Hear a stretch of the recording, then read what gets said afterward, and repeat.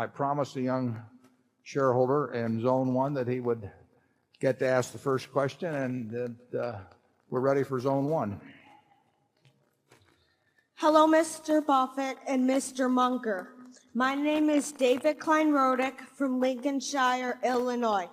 Thank you for letting me ask the first question.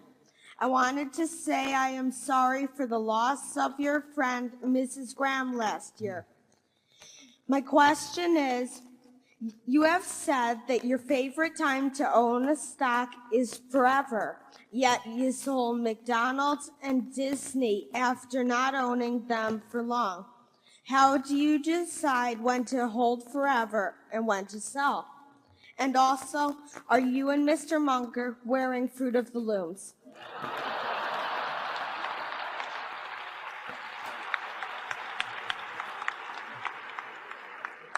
Charlie?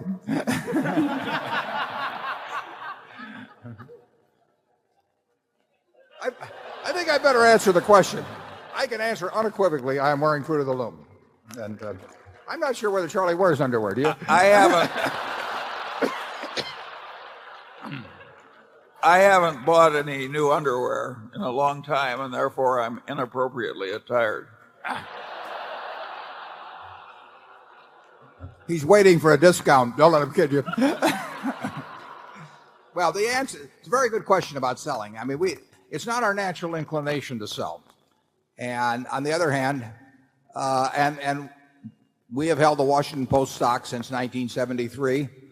I've never sold a share of Berkshire, having bought the first shares in 1962. And we've held Coke stock since 1988. We've held Gillette stock since 1989. Held American Express stock since 1991.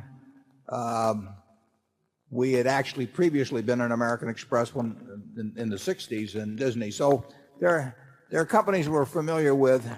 We generally sell, well, we would sell if we needed money for something else, but that has not been the problem in the last 10 or 15 years. That 40 years ago, my sales were all because I found something that I liked even better. I hated to sell what I sold, but I also didn't want to borrow money. So I would reluctantly sell something that I thought was terribly cheap to buy something that was even cheaper.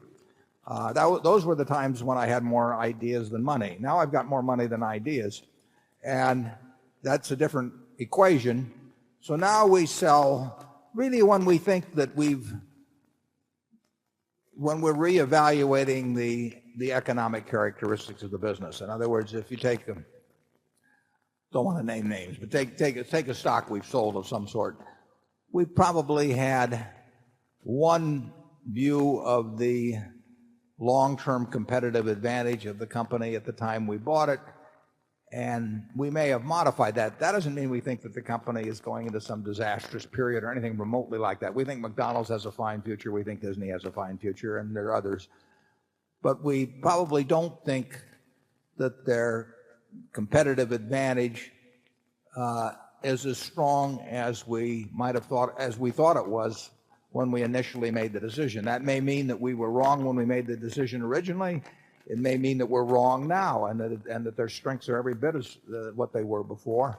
But for one reason or another, we think that the strengths may have been eroded to some degree. A classic case on that would be the newspaper industry generally, for example. I mean, in 1970, if Charlie and I were looking at the newspaper business, we felt it was about as impregnable a franchise as could be found.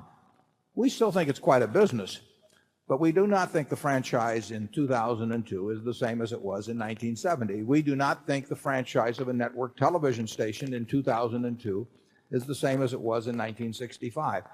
And those beliefs change quite gradually, and who knows whether they're precise, whether they're right even, but that is the reason in general that we sell now. If we got into some terribly cheap market, we might sell some things that we thought were cheap to buy something even cheaper after we bought lots and lots of equities, but that's not the occasion right now. Charlie? Nothing to add. He's been practicing for weeks.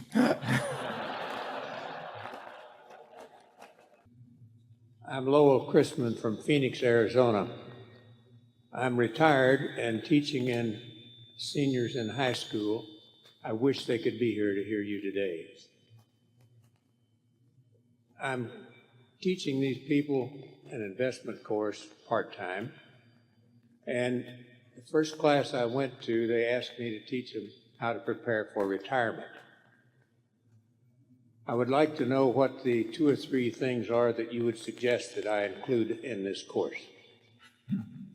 What the hell does Warren know about retirement? Yeah, we haven't even thought about it. Now, let me give you one suggestion for that group. I use this sometimes when I talk to a bunch of high school seniors down in Nebraska, Westland, a few weeks ago. But tell the youngsters in the class, they're probably around 16 or 17. And if they're like I was when I was 16, I was only thinking of 2 things, and Martin's Aunt Barbara wasn't going out with me, so I was down to cars. I tried hearses, but that didn't work. And let's assume, and I use this let's assume a genie appeared to you when you turned 16, and the genie said, you get any car you want tomorrow morning tied up in a big pink ribbon, anything you name, and it can be a Rolls Royce, it can be a Jaguar, it can be a Lexus, you name it, and that car will be there, and you don't owe me a penny. And having heard the genie stories before, you say to the genie, what's the catch? And of course the genie says, well, there's just one. That car, which you're going to get tomorrow morning, car of your dreams, is the only car you're ever going to get. So you can pick one, but that's it. And you still name whatever the car of your dreams is, and the next morning you receive that car. Now, what do you do knowing that's the only car you're going to have for the rest of your life? Well, you read the owner's manual about 10 times before you put the key in the ignition. You keep it garaged. You change the oil twice as often as they tell you to do. You keep the tires inflated properly. If you get a little nick, you fix it that day so it doesn't rust on you. In other words, you make sure that this car of your dreams at age 16 is going to still be the car of your dreams at age 50 or 60 because you treat it as the only one you'll ever get in your lifetime. And then I would suggest to your students in Phoenix that they are going to get exactly one mind and one body.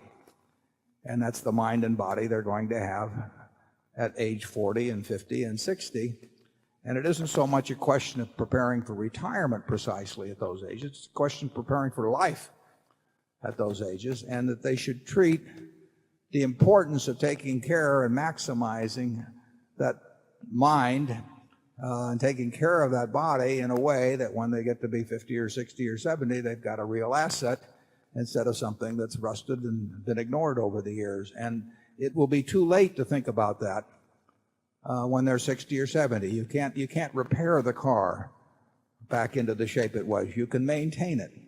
And in the case of a mind, you can enhance it in a very big way over time. But the most important asset your students have is themselves.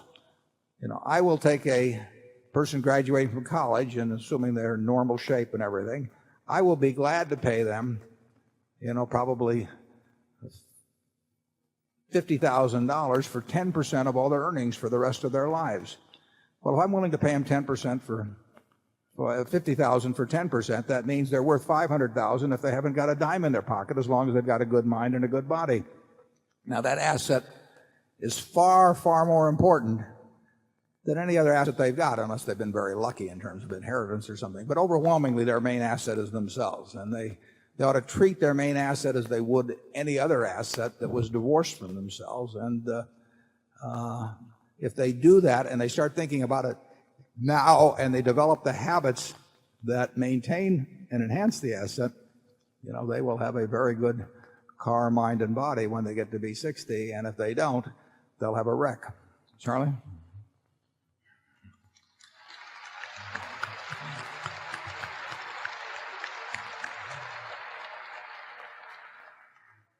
Do we have somebody at zone 9?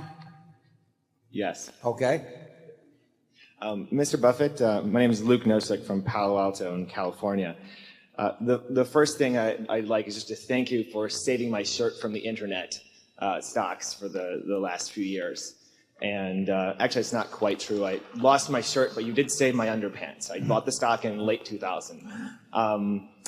And it's actually not just been about the stock. It's been about learning from you and your investment philosophy and your character. It's very inspiring in the beginning of my professional life to have a mentor like that.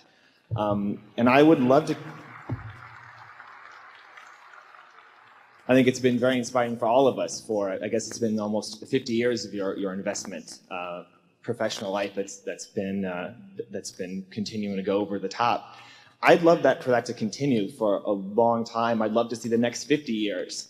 And I don't know if that's possible given current medical technology, but I have some friends in biotech who have been involved in companies that do something called cryonic suspension. And I'm curious if you've heard of it. It's the process of, or looked into it, it's the process of freezing people as they're dying. And just don't do it too early with me.